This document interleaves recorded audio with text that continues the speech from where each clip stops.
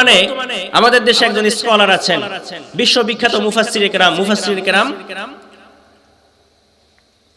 মুফাসসিরে কুরআন আল্লামা doctor Mizanur Rahman Azhari, নাম শুনছেন? সারা বিশ্বের মানুষ তাকে চিনে। তো এনারা হচ্ছে জনপ্রিয়তার মানদণ্ডে সফল। আল্লাহ বলেন টাকা, ক্ষমতা, প্রভাব প্রতিপত্তি, জনপ্রিয়তা এই সবকিছু পৃথিবীর মানুষের কাছে সফলতার মানদণ্ড হতে পারে, কিন্তু আমি আল্লাহর কাছে এগুলোর একটারও কোনো দাম নাই। আল্লাহ বলেন আমার কাছে সফল হয়েছে তারা ঈমান এনেছে যারা। সুবহানাল্লাহ পড়েন। সফল হয়েছে কারা? ঈমান এনেছে যারা। সফল হয়েছে কারা? এজন্য রব্বুল আলামিন বলেন قد أفلح المؤمنون الذين هم في صلاتهم خاشعون। আল্লাহ বলেন সফল হয়েছে তারা ঈমান এনেছে যারা। যারা ঈমান এনেছে তারাই সফল। ঈমান যার মধ্যে আছে সেই সফল হয়ে গিয়েছে। আবার ঈমানটা আধা আধি আনলে হবে না। অর্ধেক ঈমানদার অর্ধেক বেঈমান, আছে না নাই? সুযোগ সুবিধা যখন যেখানে দেখে তখন সেখানে যায়। ঈমানদারদের সাথে যখন সুবিধা দেখে তখন ঈমানদারদের কাছে এসে ভিড়ে, আবার যখন বেঈমানদের কাছে সুযোগ দেখে তখন আবার বেঈমানদের কাছে যায়, আছে না নাই? অর্ধেক অর্ধেক ঈমান। যেখানে মার খাওয়া লাগবে ঈমানের কথা বললে সেখানে আর কথা নাই, যেখানে মিষ্টি খাওয়া সুন্নাত ওইখানে আছে, এমন ঈমান আছে না নাই? এরকম ঈমান আনলে কাজ হবে। মিষ্টি খাওয়া সুন্নাত মানে মায়ের খাওয়া যে সুন্নাত এইটা মানে না, এরকম আছে না? কিন্তু মায়ের খাওয়া তো সুন্নাত। রাসূল সাল্লাল্লাহু আলাইহি ওয়াসাল্লাম শিয়াবে আবি তালিবে 3 বছর জেল খেটেছেন, কাফেরদের হাতে কত অত্যাচারিত হয়েছেন, কিন্তু আমরা তো সুবিধাবাদী জিন্দাবাদ, যেখানে সুবিধা ওইখানে আমরা আছি। এমন ঈমান আনলে কাজ হবে। কিছু মানলাম না, এমন ঈমান আনলে কাজ হবে না। ঈমান আনতে হবে পরিপূর্ণ ঈমান। এজন্য রব্বুল আলামিন বলেন আল্লাযীনা আমানু ওয়া লাম ইয়ালবিসু ঈমানাহুম বিযুলমিন উলাইকা লাহুমুল আমনু ওয়া হুম মুহতাদুন। আল্লাহ বলেন ঈমান অর্ধেক ঈমান এনেছি, অর্ধেক আবার ঈমান আনি নাই, এমন আনলে কাজ হবে না। আল্লাহ বলেন আল্লাযীনা আমানু, যারা ঈমান এনেছে, ওয়া লাম ইয়ালবিসু ঈমানাহুম বিযুলমিন, এবং তার ঈমানের সাথে কোনো শিরকের ছিটাফোঁটা মিশ্রিত করে নাই, উলাইকা লাহুমুল আমনু ওয়া হুম মুহতাদুন। আল্লাহ বলেন ওরাই নিরাপত্তার মধ্যে আছে, ওরাই হেদায়েত প্রাপ্ত। সুবহানাল্লাহ পড়েন। বিশ্বনবী সাল্লাল্লাহু আলাইহি ওয়াসাল্লাম বলেন কিয়ামতের কঠিন ময়দানে এমন অনেক মানুষ হাজির হয়ে যাবে যেই মানুষগুলো পাহাড় পরিমাণ নেকি নিয়ে হাজির হবে, কিন্তু তার ঈমানের মধ্যে শিরকের ছিটাফোঁটা ছিল। আল্লাহ বলেন পাহাড় পরিমাণ নেকি নিয়ে হাজির হওয়ার পরেও শিরক থাকার কারণে তারা আল্লাহর জাহান্নামের মধ্যে চলে যাবে। নাউজুবিল্লাহ পড়েন। আবার বিশ্বনবী তার পবিত্র জামানে ইরশাদ করেন এমন অনেক মানুষ কিয়ামতের ময়দানে হাজির হবে যার পাহাড় পরিমাণ গুনাহ, কিন্তু তার ঈমানের মধ্যে শিরকের কোনো ছিটাফোঁটা নাই। আল্লাহ বলেন আমি আল্লাহ সেদিন পাহাড় পরিমাণ ক্ষমা এবং দয়া নিয়ে ওই বান্দার সামনে হাজির হয়ে যাব। সুবহানাল্লাহ। এজন্য ঈমান আনতে হবে, শিরকের কোনো ছিটাফোঁটা ঈমানের সাথে মিশ্রিত করা যাবে, পাক্কা ঈমান আনতে হবে, পরিপূর্ণ ঈমান আনতে হবে। ঈমানের মধ্যে কোনো গরমিল থাকা যাবে না, কোনো লুকোচুরি থাকা যাবে না। এমন ঈমান আনলেই ওই ঈমানদাররা সফল কাম। ঠিক কিনা বলেন? রব্বুল আলামিন বলেন قد أفلح المؤمنون الذين هم في صلاتهم خاشعون। আল্লাহ বলেন সফল হয়েছে তারা ঈমান এনেছে যারা। এরপর ঈমানদারদের 60টা গুণের কথা আল্লাহ বলেছেন, খুব খেয়াল করে। 60টা গুণ। কয়টা? 60টা। একে একে আমরা শুনি। 1 নাম্বার আল্লাযীনা হুম ফি সালাতিহিম খাশিউন। আল্লাহ বলেন যারা ঈমানদার ওরা যখন নামাজের মধ্যে দাঁড়ায় ভীত সন্ত্রস্ত হয়ে নামাজের মধ্যে দাঁড়ায়। সুবহানাল্লাহ পড়েন। খুশুর সাথে নামাজে দাঁড়ায়। যখন ঈমানদারেরা নামাজে দাঁড়ায় তখন তাদের মনের মধ্যে ভয় থাকে। কার? আল্লাহর ভয় ছাড়া কারো ভয় থাকে? কিন্তু আমরা কেমন নামাজ পড়ি? আমাদের নামাজের মধ্যে খুশু নাই। নামাজে দাঁড়িয়ে হরেক রকমের সব চিন্তা ভাবনা নামাজের মধ্যে চলে আসে। ঠিক কি না? আমরা যে নামাজে দাঁড়িয়েছি, কার সামনে দাঁড়িয়েছি, এটাই আমাদের মাথার মধ্যে ক্যাচ করে না।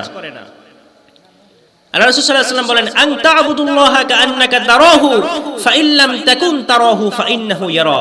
তিনি বলেন এমন ভাবে আল্লাহর ইবাদত করো, এমন ভাবে নামাজ পড়ো যেন তুমি আল্লাহকে দেখছো। আর যদি এটা নিজের মাথার মধ্যে সেট করতে না পারো যে তুমি আল্লাহকে দেখছো, তাহলে এমন ভাবে নামাজ পড়ো যেন আল্লাহ তোমাকে দেখছেন। সুবহানাল্লাহ পড়েন। আমি আল্লাহকে দেখছি অথবা আল্লাহ আমাকে দেখছেন। একটু যদি আমরা খেয়াল করে নামাজটা পড়ি, এই পৃথিবীর বাদ দিলাম, বাংলাদেশের যে প্রধানমন্ত্রী আছে তার সামনে যদি আমরা কেউ গিয়ে দাঁড়াই, প্রধানমন্ত্রী বাংলাদেশে, তার সামনে গিয়ে দাঁড়ালে আমাদের দাঁড়ানোর মধ্যে একটা আদব থাকবে না? আদবের সাথে ভদ্রভাবে আমরা দাঁড়াবো। কিন্তু আল্লাহর সামনে দাঁড়িয়েছি, তিনি তো বাংলাদেশের প্রধানমন্ত্রী না, হ্যাঁ, যার শুরু আছে শেষ নাই, সবকিছুর উপরে তিনি ক্ষমতাবান, মহারাজাধিরাজ। আল্লাহর সামনে আমরা দাঁড়িয়েছি, এতটুকু আমাদের মাথার মধ্যে থাকে না। নামাজ দাঁড়িয়ে হাত এদিকে নাড়ে ওদিকে নাড়ে, এদিকে তাকায় ওদিকে তাকায়, মাথা চুলকায়, টুপি চুলকে হ্যান্ডেলে টুপি পরে যায়, আছে না নাই? আবার ঘুরে ঘুরে ঘড়ি দেখে কয়টা বাজে। একটু যদি আবার নামাজ দেরি হয় তাহলে আবার মুসলিমের পিছনে বসে রাগও করে যে ইমাম সাহেব কি শুরু করছেন। ওনার মাথার মধ্যে ঘুরে কেমনে মসজিদ থেকে তাড়াতাড়ি বের হবে। না, এভাবে নামাজ পড়লে হবে। ইমানদারদের এক নাম্বার গুণ, তারা যখন নামাজে দাঁড়ায় তখন তাদের মনের মধ্যে ভয় থাকে কার?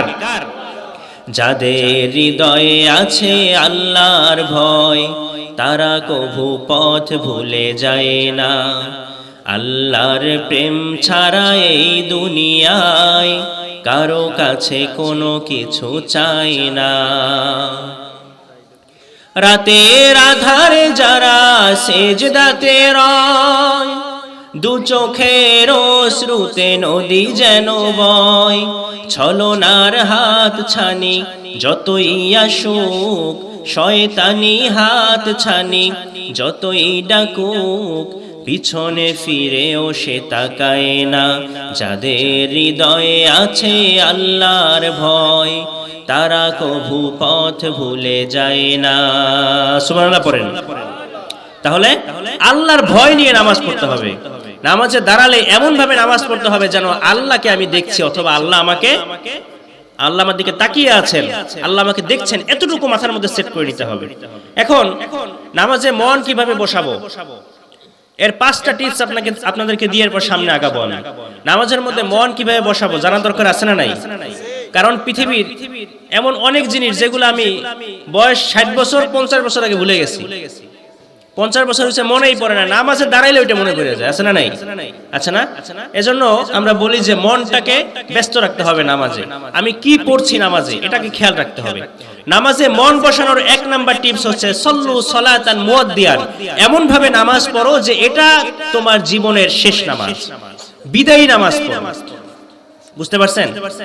এমন ভাবে নামাজ পড়ো এটা জীবনের শেষ নামাজ।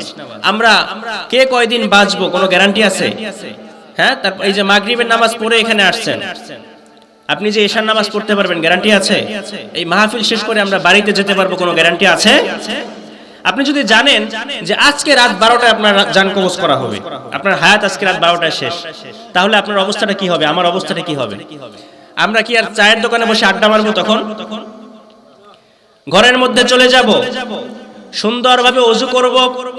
আল্লাহর কসম করে বলতে পারি, আমি যদি জানি আজকে আমার হায়াতটা শেষ হয়ে যাবে, তাহলে আমার আজকের ওযুটা এত সুন্দর হবে, আমি আমার 60 বছরের জীবনে এত সুন্দর করে ওযু করি না, ঠিক কি না? সুন্দরভাবে ওযু করব, জায়নামাজটা নিয়ে চমৎকার কাপড়টা পরে আমি মসজিদের মধ্যে চলে যাব। আমরা সবাই চিন্তা করব যে আমাদের মৃত্যুটা যেন সেজদা অবস্থায় হয়, ঠিক কি না বলেন? গিয়ে নামাজে দাঁড়াবো, নামাজের মধ্যে মসজিদের ভিতরে গিয়ে আল্লাহু আকবার বলে আমি যে নামাজে হাত বাঁধবো, নামাজে দাঁড়াবো, আমার আজকের নামাজে দাঁড়ানোর মতো একদিনও এখনো পর্যন্ত আমি নামাজে দাঁড়াই নাই, ঠিক কি না? কারণ আমি তো জানি যে আজকের পর থেকে আমি আর নামাজ পড়ার সুযোগ পাবো না, আমার হায়াত শেষ। এই দিনের রুকুটা, এই দিনের সেজদাটা আপনার কত সুন্দর হবে। যখন আপনি সেজদায় যাবেন, চোখের পানি দিয়ে তো আপনি আপনার জায়নামাজ ভিজিয়ে ফেলবেন, ঠিক কি না বলেন? এজন্য যখন নামাজ পড়বো আমরা মনে করব এই নামাজটাই আমার জীবনের শেষ নামাজ। যদি আমরা মনে করতে পারি তাহলেই নামাজটা সুন্দর হবে। তখন দেখবেন দুনিয়াবি খেয়াল নামাজের মধ্যে কম আসবে, ঠিক কি না? নামাজ পড়তেন সাহাবায়ে কেরাম। বিশ্বনবীর জামাতা হযরত আলী রাদিয়াল্লাহু আনহুর একটা ঘটনা। একবার এক যুদ্ধের ময়দানে তার পায়ের মধ্যে একটা তীর ঢুকেছে। তীর ঢুকার কারণে সাইয়্যিদিনা আলী রাদিয়াল্লাহু আনহু কোনোভাবেই কেউ তীর বের করতে পারে না। তীর বের করতে গেলেই চিৎকার মেরে ওঠে, মা রে বাবা রে, চিৎকার মেরে ওঠে তীর বের করতে গেলেই। রাসূল সাল্লাল্লাহু আলাইহি ওয়াসাল্লাম বেলালকে বললেন, বেলাল আযান দাও, আকিমিস সালাহ, নামাজের ইকামত দাও। সব জায়গায় আজান দিছে জামাতের টাইম চলিতেছে, কি করব? শেষ করে দেন, নামাজ পড়ি। নামাজ কয়টা? 7:30। কোন একটা এই জায়গায় শুধু মাদ্রাসা কোন একটা সব শেষ, কিন্তু আমাদের ডিস্টার্ব হয়ে গেছে। শেষ করে দেন, নামাজ কি এখানেই পড়বেন? আচ্ছা, সম্মানিত মুসলিম কেরাম, নামাজের